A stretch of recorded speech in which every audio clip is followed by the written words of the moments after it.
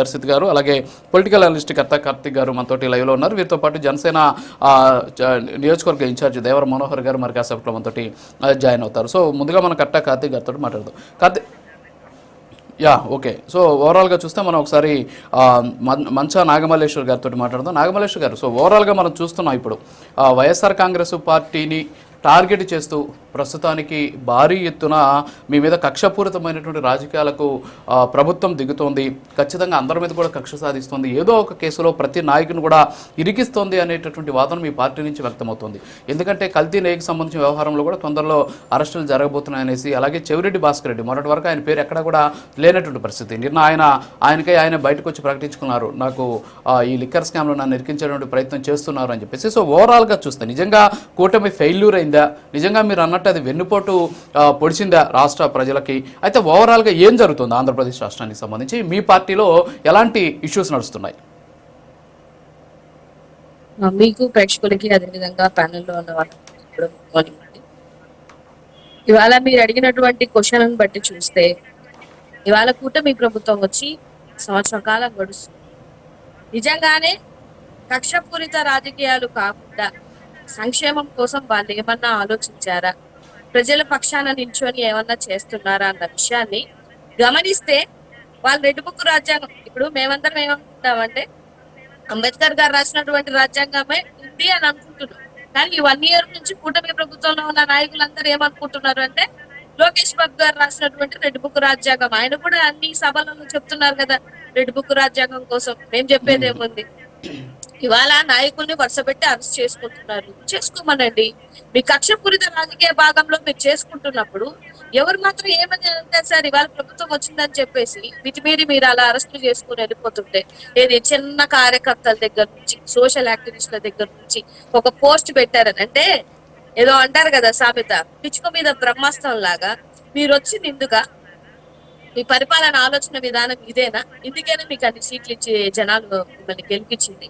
వాళ్ళ చెవిరెడ్డి అంటారు, కాసేపు సాయిరెడ్డి అన్నారు, తర్వాత ఇంకొకటేమో ధనుంజయ రెడ్డి అన్నారు, తర్వాత పాపం ఏం పాపమే తెలియదు అతనికి, ఎవరికి, కృష్ణమోహన్ రెడ్డి గారి. ఆయన చాలా కన్సర్న్ పర్సన్ అసలు. ఆయన పేరు జోడించి అంటే మీకు పాజిటివ్ గా ఉన్న వాళ్ళ పేర్లు మళ్ళీ వెళ్ళవు, A3 గా ఉన్న వాళ్ళ పేర్లు ఏమో వెళ్ళవు, వాళ్ళని అరెస్ట్ చేయరు, వాళ్ళ మీద ఎటువంటి యాక్షన్ ఉండదు. ఎక్కడో ఉన్నటువంటి A23, A34, A35 పిలుచుకొని అరెస్ట్ చేసుకుంటున్నారు. చేసుకోండి, ఇది జనాలందరూ గమనించదంటారా? మొన్న దాకా ఏంటిది జంతు కొవ్వు అని అన్నారు, ఇప్పుడు కల్తీ నెయ్యి అంటున్నారా? అంటే మీ ఇష్టం. ఇంకా ఒకవేళ అరెస్ట్ చేశారు అనుకోండి కల్తీ నెయ్యి విషయంలో, మీ హయాంలో జరిగింది కాబట్టి ఎవరైతే టీటీడీ చైర్మన్ గా ఉన్నారో వాళ్ళని అరెస్ట్ చేస్తారు. మీ హయాంలో జరిగినటువంటి విషయమే కదా. సాక్షాత్ పవన్ కళ్యాణ్ గారి నుంచి కూడా జరిగింది, తప్పు జరిగింది, క్షమాపణ కోరండి అంటే కూడా కోరలేనటువంటి వ్యక్తులు వాళ్ళు. మనుషులు చచ్చిపోతేనే లెక్క లేకుండా మాట్లాడుతున్నటువంటి ఈ కూటమి ప్రభుత్వంలో రెడ్ బుక్ రాజ్యాంగం నడుస్తుందా నడవలేదంటే నడుస్తుందనే చెప్తారు సార్, ఎవరు చెప్పినా కూడా. ఇవాళ చూడట్లేదా, దళితుల్ని బహిష్కరించట్లేదా, మొన్న స్టూడెంట్లను ముగ్గురు కొట్టలేదా?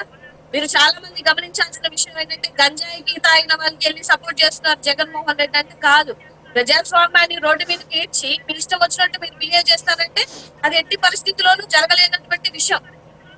చట్టాలు మీకు అనుకూలంగా ఉన్నాయి కదా అని అందరి మీద యాక్షన్ తీసేసుకుంటామని అంటే ఇవాళ ఎంతమంది గంజాయి తాగిన వాళ్ళు ఎమ్మెల్యే కొడుకులు ఉన్నారు, ఎంపీ కొడుకులు ఉన్నారు, లేకపోతే సినీ యాక్టర్లు ఉన్నారు.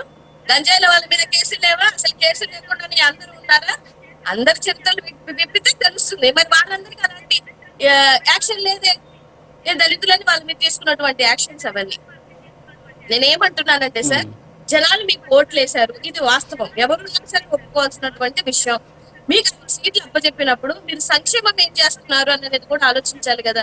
మీరు అవన్నీ చెప్పే కదా వచ్చారు, సంక్షేమం చెప్పి వచ్చి ఇవాళ ఏం మాట్లాడుతున్నారంటే ఎందుకు అవి మీకు, ఆ సంక్షేమాలు మీకెందుకు, ఫ్రీ బస్సు మీకెందుకు, లేకపోతే ఫ్రీ బస్సు లేకపోతే మీరు ఉండలేరా, లేదా జగన్మోహన్ రెడ్డి గారు ఇచ్చినటువంటి బటన్ నొక్కితే వచ్చినటువంటి డబ్బుల వల్ల మహిళలందరూ గంజాయి తాగి అలవాటు పడ్డారన్న మంత్రి లేదా అండి టీడీపీలో? ఈ కూటమి ప్రభుత్వంలో లేరా? వాళ్ళు మాట్లాడట్లేదా? ఇవన్నీ ప్రజలు చూడట్లేదా? వాట్ నాటికి ఏ విషయంలో వీళ్ళు సక్రమంగా పరిపాలన చేశారు అని చెప్పేసి ఇవాళ మేము చేసినటువంటి వెన్నుపోటు దినం అంటే అది నిజమే. వెన్నుపోటు దినం కాక ఇంకేంటి సార్, ఇంకేం చెప్పమనండి పోనీ, ఎవరికి ఇచ్చారో చెప్పమనండి పోనీ.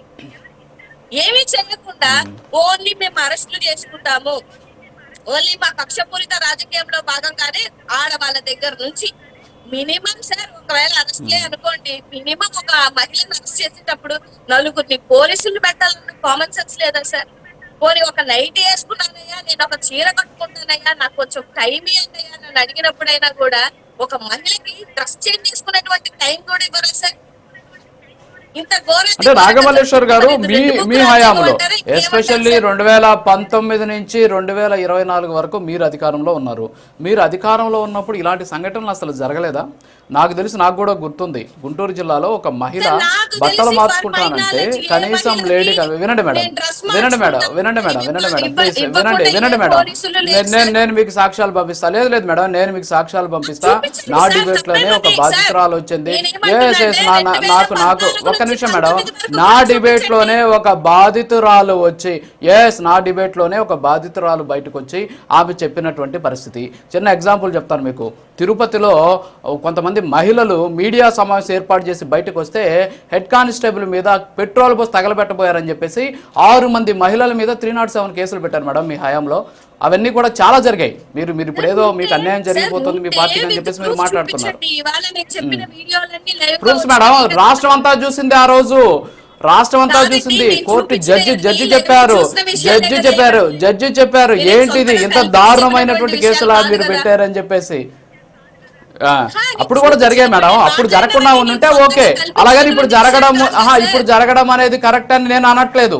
అప్పుడు కూడా ఇలాగే జరిగాయి కదా, మరి అప్పుడు నాగమల్లేశ్వర్ గారు ఎందుకు మాట్లాడలేదు ఇష్యూస్ మీద? మీ ఇంటెన్షన్ ఇప్పుడు జరగడం అనేది కరెక్ట్ కాదు అన్నారు కదా, అంటే తప్పనే కదా అర్థం. ఖచ్చితంగా ఎవరి హయాంలో జరిగింది. యాజ్ ఏ మోడరేటర్ గా ఏ తప్పునైనా సరే ఖచ్చితంగా ఖండించేటటువంటి అది చెప్పండి. ఇప్పుడు చేస్తున్నారనే మాట తప్పు. ఇప్పుడు జరిగిందన్న వాస్తవాన్ని మీరు ఒప్పుకుంటానంటే నేను కూడా ఒప్పుకుంటాను. ఒకవేళ అదే వాస్తవం అయితే ఖచ్చితంగా ఇప్పుడు మీరు చెప్పారు ఖచ్చితంగా. అంటే ఇప్పుడు గంజాయికి సంబంధించి వినండి మేడం, వినండి, మీరు నన్ను క్వశ్చన్ చేశారు madam. Let me complete please. Nagamalleswari గారు, ఇప్పుడు గంజాయికి సంబంధించినటువంటి వాళ్ళని రోడ్డు మీద ఆ పిల్లలు గంజాయి కేసో లేకపోతే ఏదో ఒక కేసు మీద పెట్టి రోడ్డు మీద కొట్టడం అనేది నిజంగా మానవ హక్కుల ఉల్లంఘన. మీరు ఎన్ని పక్కన పెట్టండి, చట్టాలు గిట్టాలు అని పెట్టండి, మానవ హక్కులు అనేవి ఉంటాయి. ఎంత దరిద్రమైనటువంటి పరిస్థితి అంటే మీ హయాంలో కొంతమంది జర్నలిస్టులకి గంజాయి ప్యాకెట్లు వాళ్ళ మొబైల్ వాళ్ళ బండ్లలో పెట్టి అరెస్టులు చేసి చంపేసినటువంటి పరిస్థితి ఉంది మేడం మీ పార్టీకి సంబంధించి. ముసుగులేసి ఒక నిందితుడిని చూపియాలి అంటే తీసుకొచ్చి వాళ్ళ ఫేస్లు అలాగే ప్రెస్ నోట్లు రిలీజ్ చేసినటువంటి పరిస్థితి మేడం.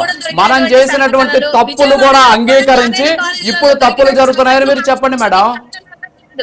నేను సమర్థించట్లేదు.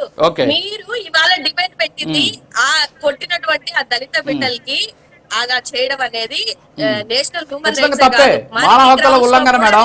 నాట్ ఓన్లీ దళిత బిడ్డలు, ఏ మనిషిని కూడా నడి రోడ్డు మీద కొట్టే హక్కు గాని అర్హత గాని ఏ చట్టానికి లేదు. చట్టానికి సంబంధించి ఎవరికైనా శిక్షించాలంటే ఆ శిక్షించే బాధ్యత కోర్టులకు మాత్రమే ఉంది. అక్కడ దళితులా లేకపోతే ఇంకొకరా అనే పదాన్ని దయచేసి మీరు కూడా వాడొద్దు. మనుషులు, మానవులు, మానవ హక్కులు, వీటి గురించే మనం మాట్లాడుకుందాం. ఖచ్చితంగా మేడం, వాళ్ళు ఒప్పుకుంటారో లేదో మీరు పోయి వాళ్ళు అడుక్కోండి. మనమేం మాట్లాడుకోవాలి? ఎస్, ఇది మానవ హక్కుల ఉల్లంఘన జరిగింది. మీ హయాంలో మానవ హక్కుల ఉల్లంఘన జరగలేదా? ఏమండి? కాదండి, ఎవరిని అడుక్కోవాలి మీరు వెళ్ళినట్టున్నారు, నాకు అర్థం కాలేదు. కాదండి, మీకు నేను ఏం మాట్లాడుతున్నా మీకు అర్థమవుతుందో లేదో నాకు తెలియదు. అది కూటమికి సంబంధించిన వాళ్ళు అంగీకరించాలా ఒరిజినల్ గా. మీరు ఇప్పుడు యాంకర్ కదా, మీరు క్వశ్చన్ అడగాలి, నేను ఆన్సర్ చెప్పాలి. మీరు ఇప్పుడు నాతో ఉన్నటువంటి డిబేట్ కి వచ్చే వాళ్ళగా మీరు నాతో డిబేట్ చేస్తే నేను ఏం చెప్పగలుగుతాను? మీరు క్వశ్చన్ అడగండి. కాదండి, మీరు నన్ను క్వశ్చన్ అడిగితే నేను చెప్తున్నా. మీరు కూడా నన్ను క్వశ్చన్ అడిగారు కదా, నేను ఆన్సర్ చేయాలి కదా. మీకు డిబేట్ చేస్తున్నారు, మీరు నాతో డిబేట్ చేస్తున్నారు. నేను అభిప్రాయం చెప్పేసా, నా అభిప్రాయం నేను చెప్పే మీకు వెళ్ళలేదో బహుశా. నేను మాట్లాడేటప్పుడు మీరు వినట్లా. మీరు ఎవరే యాంకర్, మీరు నాతో డిబేట్ చేస్తే నేను మీకేం సమాధానం చెప్పగలుగుతాను? నాకు తెలియదు మీతో డిబేట్ చేయాలని. నాతో ఉన్న ప్యానల్ సోదరులతో నేను డిబేట్ చేయాలి. మీరు నాతో పాటు ఈక్వల్ గా మాట్లాడుకుంటూ వెళ్ళిపోతుంటే మీరు మాట్లాడితే నాకు ఏమర్థం అవుతుంది సార్? మాట్లాడండి. మీరు వెళ్ళి మాట్లాడు కదా, ఎవరిని అడుక్కోమంటున్నారో నాకు అర్థం కాల. అడుక్కోవడం కాదు, నేను అనింది ఏంటంటే అది తప్ప రైటా అనేది అంగీకరించాల్సింది కూటమి వాళ్ళు. సో వాళ్ళు చెప్తారు, మీరు నేను ఇది తప్పనే చెప్తున్నాం. మనిషి అనేవాడు ఎవరైనా సరే మానవ హక్కుల ఉల్లంఘనకి పాల్పడ్డారు అనేదాన్ని అంగీకరించాల్సిందే. సో అది వాళ్ళు అంగీకరిస్తారా లేదా అనేది నాకు తెలియదు, అది వాళ్ళు చెప్తారు. అది చెప్పాను. మీరైనా నేనైనా కూడా ఇప్పుడు మీరన్న మాట నేనైతే అన్న మాట, మనిషి అన్నవాడు ఎవడైనా కూడా నిన్న జరిగినటువంటి సంఘటన యాక్సెప్ట్ చేయాల్సినటువంటి విషయమే. అదే కదా, దానికోసమే కదా పోరాటం చేశాము. అలా చేయడం తప్పనే కదా పోరాటం చేశాము. అల్లప్పుడు ఎప్పుడో జరిగింది కదా, ఇప్పుడు కూడా జరుగుతుంది. ఇదే జరుగుతుంది అంటే అది తప్పు, దాన్ని కూడా అంగీకరించాలంటున్నాను నేను. ఖచ్చితంగా దాన్ని కూడా అంగీకరించాలి మేడం అంటున్నాను నేను కూడా. ఇప్పుడు మీరు అన్న విషయాన్ని బట్టి చూస్తే అప్పుడు జరిగింది ఇప్పుడు జరగలేదు బట్టి దీనికోసమే కదా. ఒకవేళ అప్పుడు జరిగినప్పుడు ఒకవేళ నిరూపితం అయ్యండి జరిగిన సంఘటనల ప్రకారం అయితే, ఒకవేళ ఆ సంఘటనలు మా ఓటమికి ఇంపాక్ట్ అయితే డెఫినెట్ గా ఇవాళ మాట్లాడాల్సిన నెసెసిటీ ఏం లేదు సార్. ఇదే జరగకూడదని మీరు వచ్చినప్పుడు మీ హయాంలో ఇంతకన్నా డబ్బులు త్రిపులు జరుగుతుంటే మరి ఇది రెండు బుక్కు రాజ్యాంగం కాదా అని అంటున్నాం. మేము ఆ పేర్లు పెట్టేసి మాది రెండు బుక్కు రాజ్యాంగం, మా సిస్టమ్ ఇలానే ఉంటది, అర్ధరాత్రుల ఆడలను కూడా పట్టుకెళ్ళి అరెస్ట్ చేస్తాను అని అంటే, మరి మీరు చెప్పిన మాటలకి ఇప్పుడు జరుగుతున్న సంఘటనలకి ఏంటి ఇంకా అసలు జస్టిస్ ఏది అని అడుగుతున్నాను సార్. నేను అడుగుతుంది కూడా అదే, నేను తప్పుగా అడగట్లేదు,